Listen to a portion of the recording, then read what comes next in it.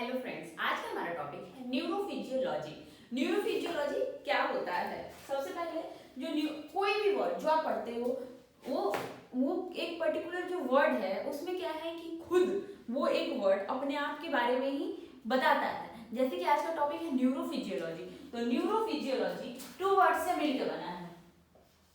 Neuro means neuron, और neuron क्या है? जो न्यूरॉन है वो आपका physiological, structural and functional unit of nervous system है। ठीक है, मीन्स जो नर्वस सिस्टम बना है और जो भी प्रॉपर जो वर्किंग है वो किसकी वजह से है? न्यूरॉन्स की वजह से है। अब neuro means neuron and physiology, physiology का मतलब एनाटॉमी एंड फिजियोलॉजी में आपने पढ़ा है कि फिजियोलॉजी का मतलब क्या होता है? फंक्शन। फिजियोलॉजी मीन्स फंक्शन, तो physiology of neuro means function of neurons. तो न्यूरोफिजियोलॉजी में हम पढ़ेंगे फंक्शन ऑफ न्यूरॉन का। अब न्यूरॉन क्या होते हैं ये, और न्यूरॉन क्या होते हैं और न्यूरॉन टिश्यूज हैं वो क्या होता है, वो चीज आपको पर्टिकुलर पता है। हमने लास्ट जो लेक्चर थी उसमें हमने ये चीजें डिस्कस की थी।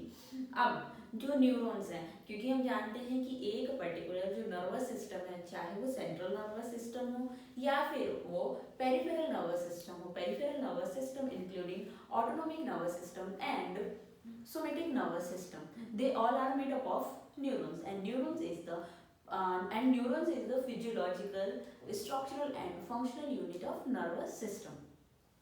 तो अब जो पर्टिकुलर न्यूरॉन है वो एक्ट कैसे करते हैं? सबसे पहले कोई भी एक जो डिफरेंट न्यूरॉन्स, जो न्यूरॉन्स का जो मेन वर्क है वो है आपके अलग अलग न्यूरोट्रांसमीटर्स जो हैं उनको रिलीज करना। न्यूरोट्रांसमीटर जैसे कि जो भी चाहे न्यूरॉन्स बोले, जिस टाइप के न्यूरोट्रांसमीटर रिलीज करते हैं उस टाइप के न्यूरॉन्स के नाम से उनको जाना जाता है compare to neurotransmitter. For example, अगर एक पर्टिकुलर न्यूरॉन्स है वो ट्रांसमिट कर रहा है एसिटाइल कोलिन एक न्यूरोट्रांसमीटर है जो रिलीज कर रहा है एक पर्टिकुलर न्यूरॉन्स, तो उस न्यूरॉन को क्या बोलते हैं? Cholinergic neurons. अब ऐसे ही सेरोटोनिन अगर रिलीज कर रहा है तो उसको बोलते हैं सेरोटोनर्जिक न्यूरॉन्स। ऐसे ही अगर एड्रेनलिन रिलीज हो रहा है, नॉर एड्रेनलिन अगर रिलीज हो रहा है तो उसको बोलते हैं एड्रेनर्जिक न्यूरॉन।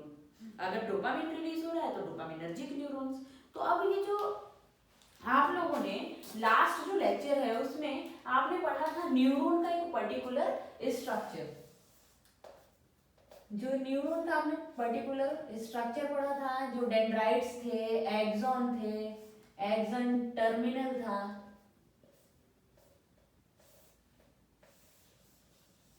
अब जैसे ये जो मैंने स्ट्रक्चर बनाया है, ये रफली स्ट्रक्चर है, जो रफली स्ट्रक्चर है वो एक न्यूरॉन का है जो कि नॉन माइलिनेटेड न्यूरॉन्स हैं। नॉन माइलिनेटेड जो भी मोस्ट ऑफ जो न्यूरॉन्स होते हैं, एक्सॉन टर्मिनल या फिर एक्सॉन नॉब है, वहां पे प्रेजेंट होता है वेसिकल्स। वेसिकल्स वो हैं जिसमें आपके पर्टिकुलर न्यूरोट्रांसमीटर क्या है? स्टोर्ड है। Neurotransmitter are stored in a vesicles. अब कोई भी जब इम्पल्स आ रहा है, ठीक, अगर किसी न्यूरॉन को न्यूरोट्रांसमीटर को अगर रिलीज कराना है या कोई एक न्यूरॉन में जब इम्पल्स आया तो वो इम्पल्स क्या करते हैं? जो वेसिकल्स हैं उन वेसिकल्स को रप्चर करते हैं। वेसिकल्स बोलते हैं कि आपका क्या है, जो न्यूरॉन्स है उसको क्या करो? रिलीज करो। जो न्यूरॉन क्या करो? न्यूरॉन ट्रांसमीटर को रिलीज करो। जब वो न्यूरोट्रांसमीटर, जिस टाइप का न्यूरोट्रांसमीटर होगा वो न्यूरॉन ट्रांसमीटर रिलीज होकर अपने रिस्पेक्टिव जो रिसेप्टर्स हैं वहां पे वो बाइंड होगा। बाइंड होने के बाद अकॉर्डिंग टू जो उस रिसेप्टर पे उस पर्टिकुलर न्यूरोट्रांसमीटर का क्या एक्शन है, उस टाइप का जो एक्शन है वो प्रोड्यूस होगा। ठीक है, अब मैंने आप लोगों ने न्यूरॉन के जो स्ट्रक्चर पढ़े थे लास्ट में कि जो डेंड्राइट्स हैं, डेंड्राइट्स क्या करते हैं? उनको बोलते हैं रिसीविंग एंड। जो सेल बॉडी या फिर सोमा वो क्या करते हैं? इंटीग्रेट करते हैं। और यहाँ जो एक्सन हाइलॉक होता है वो क्या करता है? ट्रिगर करता है। ट्रिगर करेगा कि, और ट्रिगर करने के बाद जो इम्पल्स या जो भी आ रहे हैं, रिसीव हो रहे हैं डेंड्राइट्स के थ्रू, एक्सन क्या करता है? उसको कंडक्ट करता है। कंडक्ट करने एक और टर्मिनल्स के पास में, टर्मिनल्स उसको क्या करते हैं, ट्रांसफर करते हैं। ट्रांसफर करने के बाद अगर यहाँ दूसरा न्यूरॉन है, न्यूरॉन का अगर डेंड्राइट्स है तो वो रिसीव करेगा, या फिर अगर कोई भी न्यूरोट्रांसमीटर यहाँ रिलीज हुआ है तो वो न्यूरोट्रांसमीटर इस ऑर्गन पे पर्टिकुलर उसके रिसेप्टर होंगे, उस रिसेप्टर के साथ उसकी बाइंडिंग होगी, बाइंडिंग होने के बाद वो प्रॉपर एक्शन करेगा। ठीक है, तो अब जो एक न्यूरॉन है, ठीक, उस न्यूरॉन को एक्शन करने के लिए ऐसा क्या कंडीशन आया कि उस न्यूरॉन ने जो न्यूरोट्रांसमीटर थे उनको रिलीज किए, इम्पल्स जनरेट किए, ऐसा क्या कंडीशन आया, न्यूरॉन ने कैसे काम किया, ये जानने के लिए आपको जो सबसे इम्पोर्टेंट चीज है वो जानना होगा। दो चीजें, एक है एक्स्ट्रा सेलुलर आयन और intra cellular ion. Intra means ये जो न्यूरॉन है, न्यूरॉन बेसिकली क्या है, सेल है, ठीक, नर्वस जो आपके नर्वस सिस्टम है उसका बेसिक यूनिट है, सेल है न्यूरॉन। न्यूरॉन के इनसाइड पोटेशियम आयन प्रेजेंट होते हैं, और जो न्यूरॉन के इनसाइड पोटेशियम आयन है उसको बोलते हैं intra cellular ions. Intracellular ion कौन से हैं, पोटेशियम आयन। एंड जो न्यूरॉन्स के बाहर प्रेजेंट है कौन से, सोडियम आयन। ये न्यूरॉन से सेल है, सेल मेम्ब्रेन के इनसाइड अलग आयंस प्रेजेंट है, आउटसाइड अलग आयंस है। अब जो न्यूरॉन्स के आउटसाइड जो आयंस प्रेजेंट है उसको बोलते हैं क्या, extra cellular ion. Extra cellular ions, extra cellular ions कौन से हैं, सोडियम। अब इंट्रासेलुलर और extra cellular sodium ion and intracellular potassium ion होने की वजह से जो न्यूरॉन है, न्यूरॉन के जो मेम्ब्रेन है, इनसाइड में नेगेटिव चार्ज और आउटसाइड में पॉजिटिव चार्ज आ जाते हैं। अब कुछ स्टूडेंट को डाउट होगा कि मैम आप पोटेशियम बता रही हैं, पोटेशियम जो आयन है वो पॉजिटिवली चार्ज होता है, जो सोडियम है वो भी पॉजिटिवली चार्ज होता है, तो फिर इनसाइड नेगेटिव चार्ज कैसे आए, ये क्वेश्चन आ सकता है। तो इस चीज का एक सिंपल से एग्जांपल से समझिए कि मान लो कोई दो स्टूडेंट है, ठीक, मैंने क्या किया कि एक स्टूडेंट को 5000 रुपीज दे दिया और दूसरे स्टूडेंट को 1000 रुपीज दिया। अगर देखो तो पैसे तो दोनों के पास है, ठीक है, जो मैंने 1000 दिया है उसके पास भी है और जिसको मैंने 5000 दिया है उसके पास भी है, लेकिन वो आपस में जब कंपेयर करेंगे, ठीक, तो जो 5000 वाला है वो उसके पास ज्यादा होगा एज कंपेयर टू 1000 वाले के पास, और 1000 वाला एज कंपेयर टू 5000 तो किसमें होगा, नेगेटिव, उसके पास नेगेटिव है, कम है, नेगेटिव चार्ज में होगा।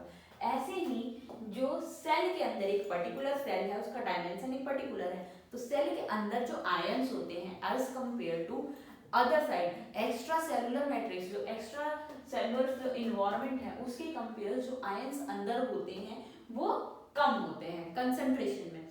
अब इसलिए, और दूसरा कारण ये है कि जो आपके सेल है, न्यूरॉन्स है, उसमें प्रोटीन्स भी प्रेजेंट होती हैं, और प्रोटीन के प्रेजेंट होने की वजह से और कंसंट्रेशन सोडियम कंसंट्रेशन जो पोटेशियम है कम होने की वजह से जो अंदर का इंटरनल इन्वायरमेंट है वो कौन से चार्ज होते हैं, नेगेटिव चार्जेस ज्यादा होते हैं। जैसे कि अब इसको हम यहाँ जूम कर रहे हैं, ये जो एक पर्टिकुलर पोर्शन ले लो, इस पोर्शन को हम यहाँ पे जूम करके दिखा रहे हैं। ये आपने पर्टिकुलर क्या लिया है, पोर्शन ले लिया है। अंदर हमने क्या बताया था कि अंदर इनसाइड है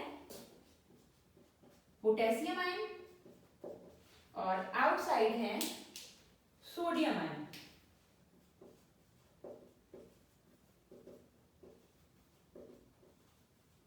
अब कंसंट्रेशन ज्यादा होने की वजह से ये सेल मेम्ब्रेन है, ये बाहर एक्स्ट्रा सेलुलर है, एक्स्ट्रा सेलुलर आयन है सोडियम और इंट्रा सेलुलर है पोटेशियम। अब बाहर क्या है, कंसंट्रेशन ज्यादा होने की वजह से पॉजिटिव चार्जेस, क्योंकि आयंस हैं, आयंस, और अंदर नेगेटिव चार्ज, ठीक, इसको बोलते हैं पोलराइजेशन। सबसे पहले जो हमारा मेन टॉपिक है वो है एक्शन पोटेंशियल। एक्शन पोटेंशियल पहले समझो कि क्या होता है। एक्शन, एक्शन वर्ड का मतलब क्या होता है, एक्शन, एक्शन का मतलब सिंपली क्या है कि कि आपका वर्क, कैपेबिलिटी, कैपेसिटी, वर्क करना, ठीक। और पोटेंशियल का मतलब, action means work and potential मतलब पावर। पोटेंशियल मीन्स पावर, मतलब कि वो पावर जिसपे आप क्या कर रहे हो, वर्क कर रहे हो। पावर, ये पावर वो ताकत वाली नहीं, ये पावर हम इलेक्ट्रिसिटी, फिजिक्स, केमिस्ट्री में जा रहे हैं, ठीक है। पावर मीन्स एनर्जी, और एनर्जी जो है वो किस चीज से आ रही है, यहाँ पे इलेक्ट्रॉन्स, जो आयंस है, आयंस की वजह से, exchange of ions,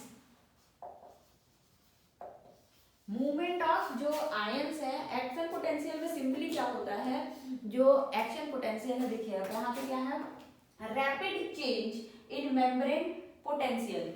action potential is generated by the movement of ions, means extra cellular ions वो इनसाइड आ रही हैं, इंट्रा सेलुलर आयंस जो न्यूरॉन्स हैं उसके सेल के आउटसाइड जा रही है। मूवमेंट ऑफ जो इलेक्ट्रोकेमिकल जो चेंजेस हो रही हैं, changes of ion throughout the action of the neurons is known as action potential. अब एक्शन पोटेंशियल की जरूरत क्यों है, सिंपल आप लोगों ने नोटिस किया होगा, या कि बिल्कुल ही सिंपल सा, जैसे अगर एक्शन पोटेंशियल का लोकल लैंग्वेज में अगर समझने के लिए समझा जाए तो आप क्या कर सकते हो, अपने घर में भी समझ सकते हो। घर में कैसे, देखो सिंपल सा, जैसे मैं अपने घर की बता रही हूँ। मेरे घर में क्या होता है कि अगर मुझे कोई काम अगर कराना होता है अपने भाई से, ठीक, और मुझे पता होता है कि मेरा भाई मेरे कहने से नहीं करेगा कोई काम, तो मैं क्या कहती हूँ, भाई ये चीज डैडी ने बोला है करने को, ठीक, या फिर ये मम्मी ने बोला है करने को। चाहे मम्मी डैडी ना बोले हों, लेकिन मैं मम्मी डैडी का जो नाम है वो यूज करती हूँ अपने भाई से एक पर्टिकुलर वर्क कराने के लिए, ठीक। अब इस बात को आप रिलेट करो किस चीज से, न्यूरॉन से। अब मान लो एक सिंपल सा कोई न्यूरॉन है, ठीक, वो जो न्यूरॉन है मान लो सेरोटोनिन है या फिर एड्रेनर्जिक न्यूरॉन है, उस न्यूरॉन का मेन काम क्या है, एड्रेनलिन रिलीज कराना। रिलीज करा के जो हमारे हार्ट है, हार्ट के पास एक पर्टिकुलर क्या है, वो रिसेप्टर प्रेजेंट है। एड्रेनलिन क्या करते हैं, हार्ट जो रेट है, हार्ट बीट है, उसको क्या करते हैं, इंक्रीज कर देते हैं, ब्लड प्रेशर को इंक्रीज कर देते हैं। एक न्यूरॉन, मतलब कि जो न्यूरॉन है वो समझो कि जो मैंने भाई बोला वो, ठीक। तो अब मैं कौन हुई, मैं हुई एक स्टिमुलस, ठीक, जो जाकर अपने भाई को बोला कि भाई ये काम कर दे। तो वो काम कब कर रहा है, जब मैंने नाम लिया है अपने पेरेंट्स का, कि मम्मी ने बोला या फिर डैडी ने बोला। ऐसे ही जो एक न्यूरॉन है, ठीक, एक पर्टिकुलर कोई भी स्टिमुलस आया, स्टिमुलस आकर उसको एक्टिव कर रहा है, वो अपना काम कब कर रहा है, जब एक पर्टिकुलर एक्शन पोटेंशियल हो रहा है। उस पोटेंशियल से, पोटेंशियल जो मैंने आपको बताया था चार्जेस, क्योंकि एक पर्टिकुलर न्यूरॉन है, न्यूरॉन के एक साइड जो इनसाइड है अलग चार्जेस हैं, अलग आयंस है, आउटसाइड अलग आयंस हैं। आयंस के डिफरेंट कंसंट्रेशन होने की वजह से एक क्या होगा, इन दोनों में पोटेंशियल डिफरेंस जो है वो जनरेट हो जाएगा। अब पोटेंशियल डिफरेंस जनरेट होने की वजह से एक पर्टिकुलर ऐसे पोटेंशियल वैल्यू पे जाएगा जहां पे जो आपके जो न्यूरॉन्स है वो उस पर्टिकुलर पोजीशन पे जाने के बाद अपना एक्शन करेंगे, ठीक। तो अब जो वो मैकेनिज्म है, वो जो एक्शन है वो कैसे कर रहे हैं, आओ उस चीज को सीखते हैं। मैकेनिज्म ऑफ, अब हम क्या कर रहे हैं, मैकेनिज्म ऑफ एक्शन पोटेंशियल। पहले हमने क्या था कि एक्शन पोटेंशियल या फिर इम्पल्स, इम्पल्स क्या है, rapid change in membrane potential. जो मेम्ब्रेन है उसकी पोटेंशियल में क्या हो रही है, रैपिड चेंज हो रहा है, ठीक। अब कैसा होता है, सबसे पहले नॉर्मल सेल, मतलब कि एक न्यूरॉन है, एक पर्टिकुलर न्यूरॉन है, वो क्या है, रेस्ट पे है। रेस्ट मतलब होता है मैं कोई काम नहीं करूंगा, ठीक। Resting membrane potential, resting membrane potential की जब स्टेज होती है तो वो क्या होता है, वैल्यू क्या होती है, -70 मिली वोल्ट, ठीक। अब -70 मिली वोल्ट वो पोटेंशियल है, क्योंकि आयंस है, ये जो कंडीशन है, अंदर पोटेशियम आयन है, बाहर सोडियम आयन है, इनसाइड नेगेटिव चार्जेस हैं, आउटसाइड पॉजिटिव चार्जेस हैं। उस समय अगर हमने क्या किया, ये जो पोटेंशियल है, ये जो सेल है, सेल के जिस समय जो न्यूरॉन है कोई काम नहीं कर रहे, नहीं मैं कोई काम नहीं करूंगा, उस समय जब इनका पोटेंशियल डिफरेंस चेक किया गया तो ये पाया गया इनका पोटेंशियल डिफरेंस कितना था, -70 मिलीवोल्ट। -70 मिलीवोल्ट वो वैल्यू है जहां पे जो न्यूरॉन्स हैं वो क्या करते हैं, रेस्ट करते हैं। रेस्टिंग मेम्ब्रेन पोटेंशियल मतलब कोई काम नहीं, रेस्ट मीन्स रेस्ट, ठीक। -70 मिलीवोल्ट पे क्या होगा, रेस्ट होगा। अब कोई एक पर्टिकुलर केमिकल स्टिमुलस आया, ठीक, केमिकल स्टिमुलस आया, जैसे कि आप लोगों ने मोस्ट ऑफ टाइम नोटिस किया होगा, ठीक, या फिर होता भी है आपके साथ मेरे साथ कि अगर नॉर्मली हमें मॉस्किटो आया, मॉस्किटो ने हमें यहाँ बाइट किया तो बिना सोचे समझे हम अपना हाथ उठाते हैं, ऐसे करते हैं। ऐसा तो नहीं है कि एक मॉस्किटो आया है यहाँ बैठा है, फिर हमने देखा, हमने सोचा ओ अच्छा ये काट रहा है, फिर हमें क्या करना चाहिए, ऐसा तो नहीं सोचते हैं, अच्छा इसको मारना चाहिए या खुद जाओ, ऐसा तो नहीं करते हैं ना। हमारा हाथ कहता है फटाक से उठता है, विद इन मिली सेकेंड क्या करता है, फटाक से हमारे हाथ ने क्या किया, अपने आप को बचाने की उसका रिएक्शन दिया अपने हाथ ने, ठीक। ये कैसे हुआ, जब एक पर्टिकुलर आया मॉस्किटो उस या फिर कोई भी कीड़ा हमें चल रहा है या कुछ, या फिर तवे के पास हाथ टच हो गया, तो हमारा जो रिएक्शन होता है वो कैसे होता है, नर्वस सिस्टम ने विद इन मिली सेकेंड उस चीज को वो मैसेज किया ब्रेन के पास, ब्रेन ने उसको इंटरप्रेट किया कि हमें करना क्या चाहिए, और जो हमारे जो मोटर न्यूरॉन्स हैं उनको मैसेज हो जाए कि बस अपने हाथ को पीछे खींचो, ठीक। ऐसे ही ये कैसे हुआ, ये सारे एक पर्टिकुलर, अगर हमें फील ही नहीं होता कि मॉस्किटो जो है वो काट रहा है, हमारा ब्रेन जो है वो वर्क ही नहीं कर पाता, अच्छा कुछ चल रहा है कोई बात नहीं, हमें फील ही नहीं होता, मतलब कि वो उतना स्टिमुलस हमारे ब्रेन के पास नहीं भेज पाता जिससे हमारा जो ब्रेन है वो एक्टिवेट होकर उसके अगेंस्ट वर्क करे, ठीक। तो सबसे पहले जो हमारा मेम्ब्रेन पोटेंशियल है सिंपल, जिसपे ये चीज देखो, ये जो हमने पार्ट लिया है वो हमने एक्सन का ही एक पर्टिकुलर पार्ट को यहाँ पे क्या किया है, जूम किया है, ठीक। अब क्या हुआ कि सिंपल में कि जब आपके न्यूरॉन्स कोई काम नहीं कर रहे हैं तो अंदर पोटेशियम आयन है, बाहर सोडियम आयन है, इन वजह से एक अंदर नेगेटिव चार्ज बनी हुई है, बाहर पॉजिटिव चार्ज बनी हुई है, तो उस समय जब इनके पोटेंशियल का दो अलग कंसंट्रेशन की वजह से जो पोटेंशियल बने, पोटेंशियल डिफरेंस जो बनी, उनकी वैल्यू जब देखी गई तो वो था -70 मिलीवोल्ट। मतलब अगर -70 मिलीवोल्ट होता है तो इसको बोलते हैं क्या, पोलराइजेशन। किस रेस्टिंग मेम्ब्रेन पोटेंशियल क्या है, पोलराइजेशन है, पोलराइजेशन। पोलराइजेशन क्यों, क्योंकि दो अलग अलग पोल्स जो हैं वो जनरेट हो चुके हैं। अब क्या हुआ, कोई भी बाहर से आउटसाइड स्टिमुलस आया, ठीक, आउटसाइड स्टिमुलस जो कि क्या था, कोई केमिकल था, ठीक, मान लो कोई आउटसाइड केमिकल आया कुछ, तो उसने क्या किया, उसने यहाँ पे होते हैं chemical gated sodium ion channel, यहाँ पे क्या प्रेजेंट है, chemical gated sodium ion channel. अब कोई स्टिमुलस आया तो ये जो सोडियम आयन चैनल है इनकी हो गई ओपनिंग, इनकी ओपनिंग की वजह से ये जो सोडियम आयन्स हैं ये इनसाइड मूव करने लगे। अब जब सोडियम आयन्स हैं वो इनसाइड मूव करेंगे तो इनकी पोटेंशियल में क्या होगी, डिफरेंस आएगा, जैसे कि -70 से था, अब -70 से धीरे धीरे वो प्लस में जाएगा।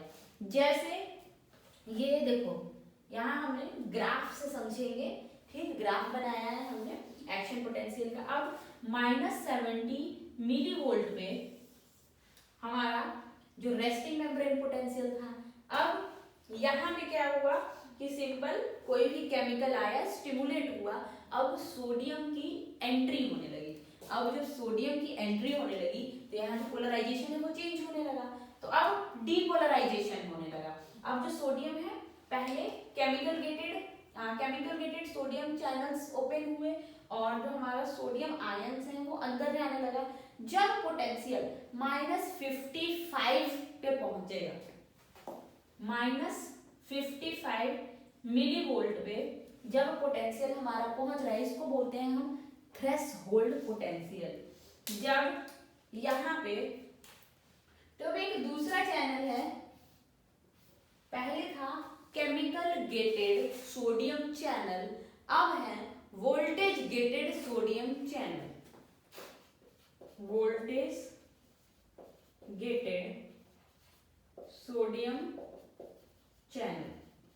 अब वोल्टेज गेटेड सोडियम चैनल से भी क्या होंगे, सोडियम की एंट्री। ये वोल्टेज गेटेड सोडियम चैनल तब ओपन होंगे जब न्यूरॉन्स में थ्रेशोल्ड पोटेंशियल रीच करेगा, जो -55 है। ठीक, अब केमिकल गेटेड बंद हो गया, सोडियम जो हमारा वोल्टेज गेटेड सोडियम चैनल है वो ओपन हो गया। वो ओपन होने की वजह से अब जो पोटेंशियल डिफरेंस आ गए, क्योंकि पहले से पोटेशियम अंदर है और अब जो आउटसाइड के जो सोडियम है वो सोडियम क्या हुए, वो भी इनसाइड आने लगे। जैसे कि जैसे एक बच्चा था, जो मैंने आपको बताया था कि एक को मैंने 1000 रुपीज दी थी, दूसरे को मैंने क्या किया था 5000 दिया था। अब जिसके पास 5000 रुपीज था उसने क्या किया, जिसके पास 1000 है उसको अपने बाकी के 4000 रुपीज दे दिए। इसके पास पहले से 1 है, उसके 4 भी ले लिया, तो इसके पास 5 हो गया और उसके पास 1000 रह गया। ऐसे ही जो मेम्ब्रेन पोटेंशियल है वो क्या हो गया, रिवर्स हो गया। मतलब कि अब आउटसाइड में नेगेटिव रह गया और इनसाइड जो चार्ज है वो क्या आ गया, पॉजिटिव। इसको बोलते हैं डीपोलराइजेशन। डी मींस देखो पहला क्या था, पोलराइजेशन था, ऊपर पॉजिटिव था अंदर नेगेटिव है, लेकिन अब ये कंडीशन हुआ क्या, डीपोलराइजेशन। डीपोलराइजेशन, डीपोलराइजेशन में क्या है, अब जो पोलराइजेशन है वो क्या हो गया है, डीपोलराइजेशन में तो क्या है, ऑपोजिट हो गया है। अब आउटसाइड नेगेटिव चार्ज है और इनसाइड पॉजिटिव चार्ज है। अब ये जो डीपोलराइजेशन है, ठीक, यहीं पे क्या होगा, आपका एक्शन आएगा, यही वो पोटेंशियल। ठीक, अब जो कंसंट्रेशन डिफरेंस आई है हमारे पोटेंशियल में, अंदर पॉजिटिव चार्ज आ चुके हैं, बाहर नेगेटिव चार्ज आ चुके हैं। अब जो पोटेंशियल डिफरेंस आएगा ये वही पोटेंशियल है जहां पे क्या होगा, आपके एक पर्टिकुलर एक्शन होगा। मतलब कि मैंने जो अपने भाई को बोला था कि काम करो, तो उसमें मैंने क्या बोला था कि डैडी बोल रहे हैं, तो डैडी का जो नाम था जिसकी वजह से मेरे भाई ने क्या किया, एक पर्टिकुलर काम किया, वो क्या था, उसका एक्शन पोटेंशियल। मतलब वो पावर, वो एनर्जी जहां पे एक पर्टिकुलर क्या हो रहा है, वो फंक्शन हो रहा है। तो ये जो डीपोलराइजेशन वाला स्टेट है, यहीं पे क्या होता है, एक्शन पोटेंशियल, इसी को बोलते हैं एक्शन पोटेंशियल। जब एक्शन पोटेंशियल का जो एक पोटेंशियल रीच हो जाता है, कुछ बुक में आपको +40 दिखेगा या किसी में +50 दिखेगा, तो कंफ्यूज नहीं होइएगा। तो वो जो पोटेंशियल है मेन, उसको बोलते हैं एक्शन पोटेंशियल। उसी जगह पे जाकर क्या होता है, वर्क स्टार्ट हो जाता है। अब जब एक्शन पोटेंशियल रीच कर गया 50 मिलीवोल्ट हो गया, तो अब क्या होगा कि यहाँ पे प्रेजेंट होता है आपका, अब जो सोडियम चैनल थे वो, ये जो सोडियम चैनल जो आ रहे हैं, जो ओपन हुए हैं, अब ये हो जाएंगे क्लोज। सोडियम चैनल अब हो गए क्लोज, तो सोडियम अंदर है, और पोटेशियम चैनल जो है, वोल्टेज गेटेड पोटेशियम चैनल, वो हो गए ओपन। जब 50 मिलीवोल्ट पहुंचा, एक्शन पोटेंशियल हुआ, तो वहां पे क्या हुआ, आपका जो पोटेशियम चैनल है वो ओपन हो गया। अब पोटेशियम चैनल ओपन होने से क्या हुआ, potassium outflux, outflux of potassium. अब फिर पोटेशियम क्या हो रहा है, आउटफ्लक्स हो रहा है। बस इस चीज को अगर समझ गए ना, तो बहुत ही इंपॉर्टेंट चीज आप समझ जाएंगे। अब पोटेशियम क्या हो रहा है, आउटसाइड जा रहा है, अंदर क्या है, सोडियम। अब अंदर सिर्फ और सिर्फ सोडियम है, अंदर का जो पोटेशियम है वो जा रहा है एक्स्ट्रा सेलुलर इन्वायरमेंट में। एक्स्ट्रा सेलुलर इन्वायरमेंट में ऑलरेडी और भी जो सोडियम है वो प्रेजेंट है, और पोटेशियम भी पॉजिटिव चार्ज है, वो भी क्या हो रहा है, वो जा रहा है। तो अब एज कंपेयर, जो पहले अंदर पॉजिटिव था, अब अंदर नेगेटिव चार्ज हो जाएगा और बाहर क्या हो जाएगा, पॉजिटिव चार्ज हो जाएगा। अंदर नेगेटिव, बाहर पॉजिटिव। अब इस पोजीशन को बोलते हैं रीपोलराइजेशन। रीपोलराइजेशन अगर ध्यान से देखो तो जो स्टार्टिंग का पॉइंट था, ठीक, अंदर सोडियम है, बाहर पोटेशियम है, ये चेंजेस हैं। अगर स्टार्टिंग में जो हमने पोलराइजेशन किया था वहां पे अंदर जो इनसाइड के पोटेंशियल था वो नेगेटिव चार्ज था, आउटसाइड पॉजिटिव चार्ज था। डीपोलराइजेशन में वो जो चार्ज है वो क्या हो गया है, वो ऑपोजिट हो गया है, बाहर नेगेटिव अंदर पॉजिटिव। लेकिन जो रीपोलराइजेशन स्टेट है उसमें क्या होगा, बाहर फिर से पॉजिटिव, अंदर फिर से नेगेटिव। अब इसके जो 50 तक पहुंचा वो रीपोलराइजेशन हो रहा है, जो आपका पोटेशियम आयन है वो क्या हो रहे हैं, आउटफ्लक्स हो रहे हैं। तो जो पोटेंशियल डिफरेंस है वो क्या है, गिरता जा रहा है, गिरता जा रहा है। लेकिन इसमें डिफरेंस क्या है कि जो आपका पोलराइजेशन स्टेट था उस स्टेट में अंदर पोटेशियम आयन थे और बाहर क्या था, बाहर सोडियम आयन थे, जो रेस्टिंग मेम्ब्रेन पोटेंशियल है। जब जो पोटेशियम आयन है उसकी क्या होगी, लीकेज होने लगेगी, ठीक। लीकेज होने की वजह से ये क्या होता है, रीपोलराइजेशन होने के बाद पोटेशियम जो चैनल है वो अभी पूरी तरह क्या हुए हैं, बंद नहीं हुए हैं, जिस वजह से जो पोटेशियम है अभी उनकी क्या हो रही है, लीकेज हो रही है। लीकेज होने की वजह से जो रेस्टिंग मेम्ब्रेन पोटेंशियल है -70 मिलीवोल्ट, उससे भी क्या हो जाते हैं, नीचे चले जाते हैं, क्योंकि अभी लीकेज हो रही है बाहर, ठीक। तो अब जब -70 मिलीवोल्ट से भी पोटेंशियल जो न्यूरॉन्स के हैं वो क्या हो गए हैं, नीचे चले गए हैं, तब यहाँ पे एक जो नेक्स्ट है आपका एक पंप वो एक्टिवेट हो जाता है। वो पंप है sodium potassium ATPase. Sodium potassium ATPase pump, मतलब एटीपी मतलब एडिनोसिन ट्राइफॉस्फेट। तो अब सोडियम और पोटेशियम एटीपीएज एक नया चैनल है जो कि एटीपी के हेल्प से सोडियम और पोटेशियम का क्या करता है, एक्सचेंज कराता है। एक्सचेंज कैसे कराएगा, वो क्या करेगा, 2 मॉलिक्यूल ऑफ सोडियम को बाहर भेजेगा और 3 मॉलिक्यूल ऑफ पोटेशियम को सेल के अंदर लेकर आएगा। और जब -70 मिलीवोल्ट पोटेंशियल रीच हो जाएगा तो वहां पे वो क्या होगा, वो रुक जाएगा, फिर आगे कंडक्ट करने लगेगा।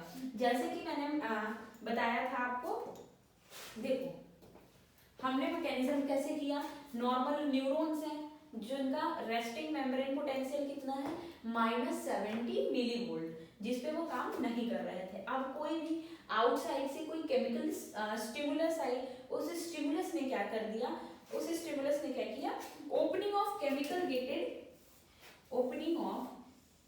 Gated sodium channel. अब सोडियम चैनल की जब ओपनिंग होने लगी तो सोडियम क्या होने लगा, इनफ्लक्स होने लगा। सोडियम के इनफ्लक्स होने से थ्रेशोल्ड पोटेंशियल जो कि -55 मिलीवोल्ट है वो रीच हो गया। अब जब थ्रेशोल्ड पोटेंशियल रीच हो गया तो फिर मैंने आपको बताया था कि जो वोल्टेज गेटेड सोडियम चैनल्स हैं उनकी ओपनिंग हो गई। अब वोल्टेज गेटेड सोडियम चैनल की ओपनिंग की वजह से मोर सोडियम आयंस जो हैं उनका क्या होने लगा, इनफ्लक्स होने लगा। उनके इनफ्लक्स होने से क्या हुआ, कौन सा कंडीशन रीच हुआ, डीपोलराइजेशन।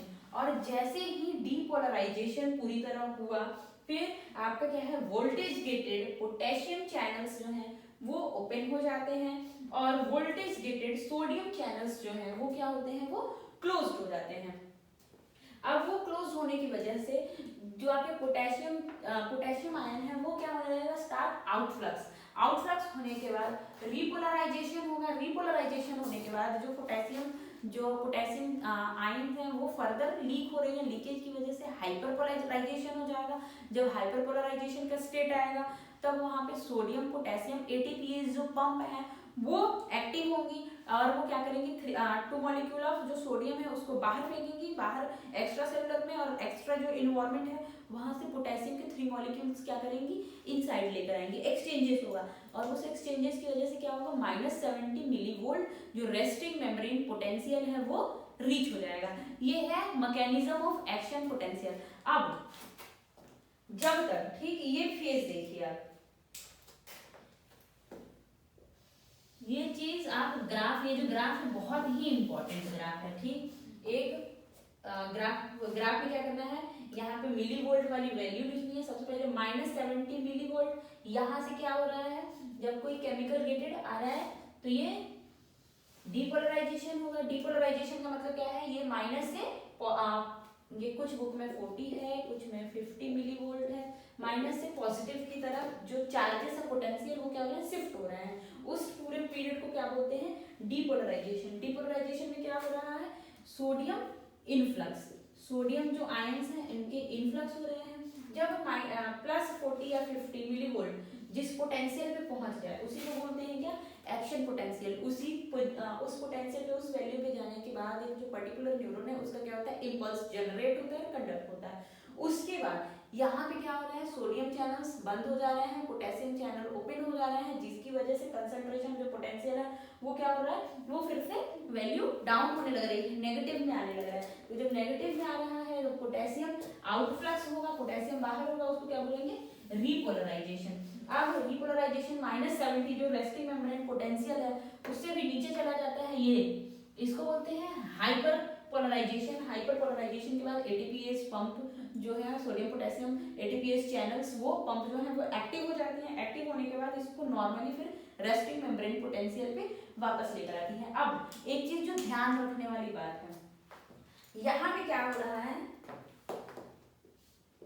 ये जब एक्शन पोटेंशियल के बाद जब जो एक स्टेट आ रही है रिपोलराइजेशन की, इस स्टेट यहाँ से अब दूसरा जो इम्पल्स है, दूसरा एक्शन पोटेंशियल जनरेट नहीं हो सकता है, दूसरा इम्पल्स जनरेट नहीं हो सकता है, ठीक। उस फेज को बोलते हैं रिफ्रैक्टिव पीरियड। आप देखो ये जो पीरियड है, ये पीरियड इधर का, क्योंकि यहाँ तो एक्शन पोटेंशियल रीच कर रहा था, एक्शन पोटेंशियल रीच होने के बाद अगर दूसरा इम्पल्स जनरेट ना हो सके, उस फेज को क्या कहते हैं, उसको कहते हैं हम रिफ्रैक्टिव पीरियड। अब रिफ्रैक्टिव पीरियड जो है, ये अगर आप लोगों को स्क्रीनशॉट लेना है तो आप ले लो। मैं नेक्स्ट बताती हूँ कि जो अब रिफ्रैक्टिव पीरियड है, जो रिफ्रैक्टिव पीरियड है वो क्या होते हैं, वो 2 टाइप्स के होते हैं। रिफ्रैक्टिव पीरियड जो है वो फर्दर 2 टाइप्स के हैं, एब्सोल्यूट और रिफ्रैक्टिव पीरियड। रिफ्रैक्टिव पीरियड ये 2 टाइप्स के हैं, एब्सोल्यूट एंड रिलेटिव। ये जो हमने पढ़ा ये था एक्शन पोटेंशियल। अब जो आपका एक्शन पोटेंशियल है वो फर्दर 2 टाइप के हैं, इसके भी पर्टिकुलर क्या है, टाइप्स हैं। Action potential, action potential are also 2 types.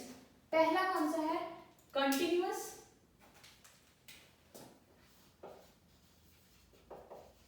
Continuous action potential, ये ए भी मतलब एक्शन पोटेंशियल, ठीक है। कंटिन्यूअस एक्शन पोटेंशियल इसलिए किसमें होता है, सबसे पहले जो कंटिन्यूअस एक्शन पोटेंशियल है ये नॉन माइलिनेटेड न्यूरॉन्स में होते हैं, एंड ये क्या होते हैं, स्लो। ये जो प्रोसेस है वो स्लो है एज कंपेयर टू अदर। अब जो सेकंड है वो क्या है, सैल्टेटरी। आप लोगों ने सैल्टेटरी इम्पल्स जनरेशन या फिर सैल्टेटरी एक्शन पोटेंशियल सुना है। अब जो सैल्टेटरी एक्शन पोटेंशियल है वो कौन से न्यूरॉन्स में होते हैं, it's conduction in myelinated neuron, myelinated neuron. और इसकी क्या खासियत है, ये क्या है, फास्ट है, इट्स अ फास्ट। अब माइलिनेटेड में है, सैल्टेटरी फास्ट है, ये कैसे हुआ, देखो मैं आपको बताती हूँ।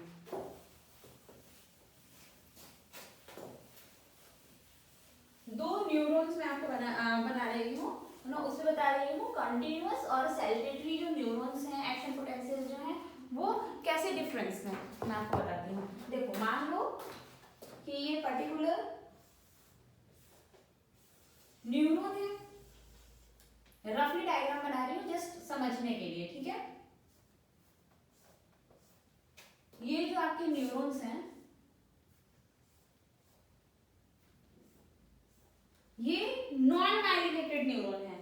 अगर यहां से ट्रिगर हो रहा है कोई इम्पल्स, तो इम्पल्स जो है electrochemical changes across the length of the axon, वो कैसे होंगे?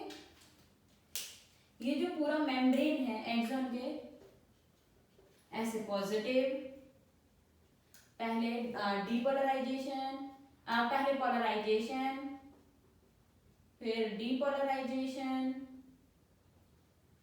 फिर रीपोलराइजेशन, ये ऐसे membrane through out the membrane जाएंगे।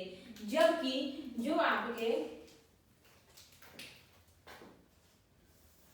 नॉन माइलिनेटेड न्यूरॉन है, जो नॉन माइलिनेटेड जो न्यूरॉन है उसमें आपने देखा कि थ्रू आउट दी जो कंडक्शन होता है वो होता है और वो टाइम देता है। जबकि माइलिनेटेड न्यूरॉन्स जो हैं, रफली डायग्राम है ये न्यूरॉन का माइलिनेटेड। अब ये है माइलिनेटेड न्यूरॉन, यहाँ पे इम्पल्स जो है, इम्पल्स कैसे होते हैं? ऐसे यहाँ पे इसमें हुए ये, क्योंकि यहाँ ये नॉन कंडक्टिव होते हैं, यहाँ पे जनरेट होने के बाद जंप करके ये जो नोड ऑफ रेनवियर है यहाँ पे होंगे, फिर यहाँ के थ्रू यहाँ कंडक्ट करेंगे, फिर यहाँ, इस वजह से मतलब जंपिंग टाइप समझो। यहाँ पे पूरा थ्रू आउट द मेम्ब्रेन इनको कवर नहीं करना पड़ता, जबकि इनको थ्रू आउट द मेम्ब्रेन करना पड़ता है। तो जो नॉन माइलिनेटेड में जो एक्शन पोटेंशियल जनरेट होता है वो स्लो होता है as compare to myelinated neurons. Myelinated neurons के जो एक्शन पोटेंशियल है उसको कौन सा टाइप बोलते हैं? It is called as saltatory type, whereas in non myelinated it's continuous type. I hope आपको न्यूरॉन जो न्यूरोफिजियोलॉजी और एक्शन पोटेंशियल है वो आपको समझ आया हो।